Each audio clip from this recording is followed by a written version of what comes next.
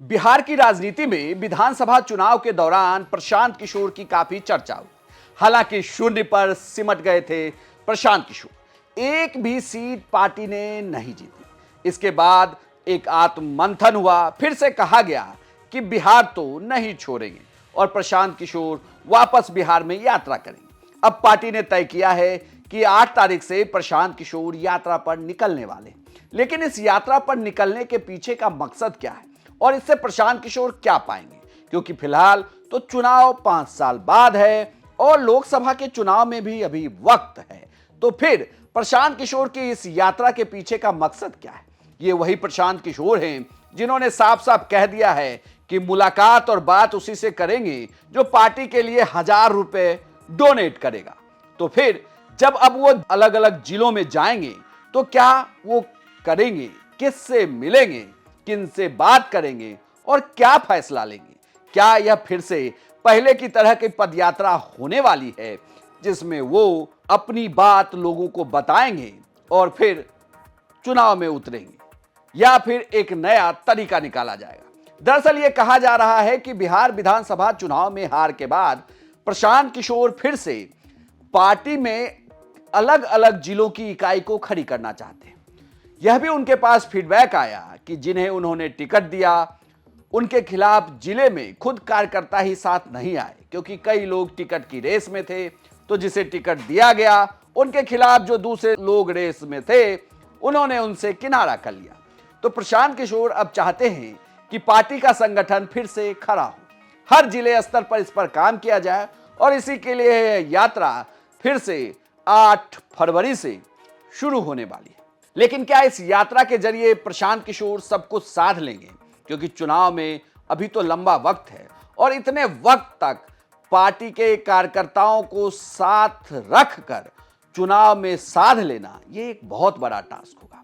लेकिन यह कहा जा रहा है कि Prashant Kishor quick action model अपनाने वाले हैं। तो भाई ये क्विक एक्शन मॉडल क्या है, इसमें क्या होने वाला है और प्रशांत किशोर किससे मुलाकात करने वाले?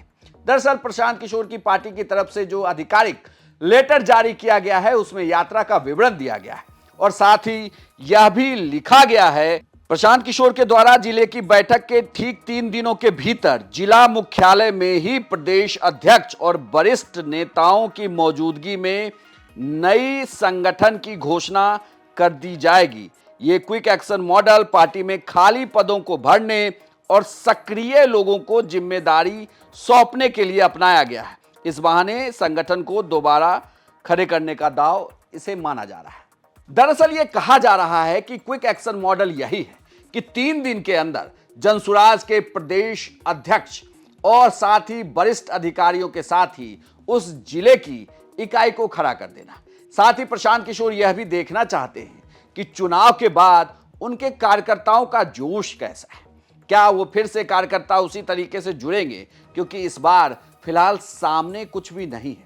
हालांकि बिहार में एक तरीके से कहा जाए तो एमएलसी का चुनाव भी होना है, तो क्या उसके लिए भी जमीन तलाशने लगे हैं प्रशांत किशोर? लेकिन कहा यही जा रहा है कि प्रशांत किशोर बिहार तो नहीं छोड़ेंगे और बिहार में वो बने रहेंगे। हालांकि राजनीतिक जानकार ये बताते हैं कि यह एक बहुत लंबा समय है और प्रशांत किशोर के लिए मुश्किल ये भी रही कि भले ही उन्होंने पार्टी को खड़ा कर दिया, सभी सीटों पर उम्मीदवार उतार दिए, लेकिन सबसे बड़ी मुश्किल ये थी कि जिन कार्यकर्ताओं के भरोसे वो चाहते थे कि पार्टी आगे बढ़े उनके कार्यकर्ता विधायक बने, लेकिन ये हो ना सका। इसके पीछे की बड़ी वजह इन कार्यकर्ताओं को एक साथ जोड़े रखना और संगठन का मजबूत नहीं होना था, क्योंकि कार्यकर्ता जो टिकट पा गए वो तो लगे हुए थे, लेकिन जो नहीं पाए उनमें बड़ी दिक्कत हुई। और अब इसी को पार पाने के लिए प्रशांत किशोर समझ गए हैं कि उन्हें संगठन को खड़ा करना होगा। तो अब देखना होगा कि इस क्विक एक्शन मॉडल के जरिए प्रशांत किशोर बिहार में कितना बदलाव करेंगे। लेकिन फिलहाल उनकी यात्रा का पूरा शेड्यूल आ गया है। 8 फरवरी से यात्रा शुरू होने वाली है, 13 तक का फिर तो फिलहाल शेड्यूल है। अब देखना है कि इस यात्रा के जरिए प्रशांत किशोर को कैसा समर्थन मिलता है, इस यात्रा में क्या फैसला लेते हैं और इन फैसले का दूरगामी प्रभाव क्या होगा। आपको यह जानकारी कैसी लगी हमें कमेंट बॉक्स में लिखकर जरूर बताएं और बिहार की तमाम खबरों के लिए आप देखते रहिए सिर्फ बिहार तक।